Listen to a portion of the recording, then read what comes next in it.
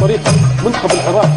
يعني انا اتمنى يعيد لي كذا لقطه لان الحين يقول لي خلص الوقت، يقول لي خلص الوقت. منتخب العراق يعني شوف الحماس، شوف التمركز، شوف الروح، شوف السرعات اللي يسوونها، شوف الضغط على حامل الكره، شوف قطع الكره فوق تحت، شوف يعني لما اللاعب يوقف مع لاعب على كوره تحس ان في رجل، في لاعب قوي، في لاعب يعني حامل شعار، قاعد يدافع عن شعار وطن، شعار بلد. يعني شوف في مواضيع كثيره صراحه.